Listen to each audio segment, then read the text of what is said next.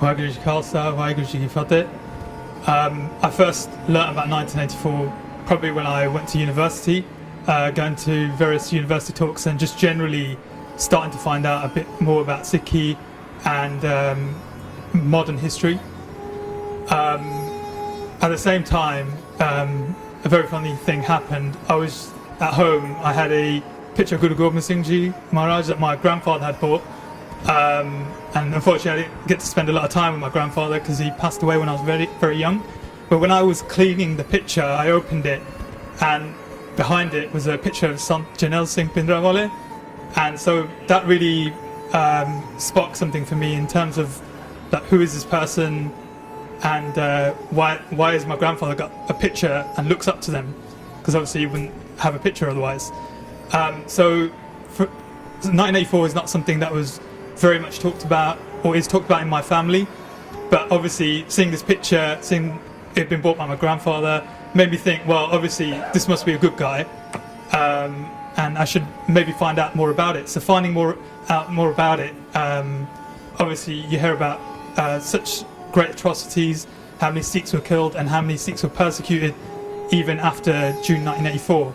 And I guess the initial feelings are you feel very helpless, you feel very angry.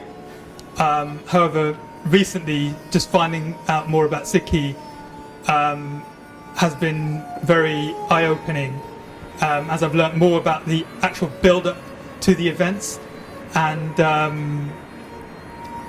what I think one of the most resonating points for me is it's a great example of use of propaganda and how the Bant has been so misinformed, and in a way, because we don't want to admit what has happened to us, we kind of just don't talk about it, and over time that creates a void, and so people come to just believe what the common story is, that i.e. Sant Janel Singh was a terrorist, the Sikhs were terrorists in Amritsar, and the army had to go in and take them out. In terms of coming up to the 30th anniversary and what we should be focusing on, the number one thing we should be doing is arming everyone with the truth. So learning more about Sikhi and learning about the events of 1984 is partly why I decided to actually keep my case 3 months ago.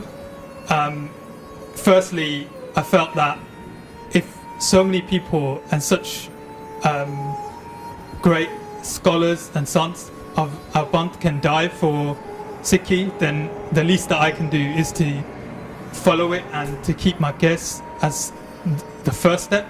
I mean, I work in a fairly multinational firm, and it was a major change for people to see me wearing a turban, and it's created a lot of questions, and I think that's a good thing, and we can use that curiosity to put across the right information and give people the correct facts about our own religion.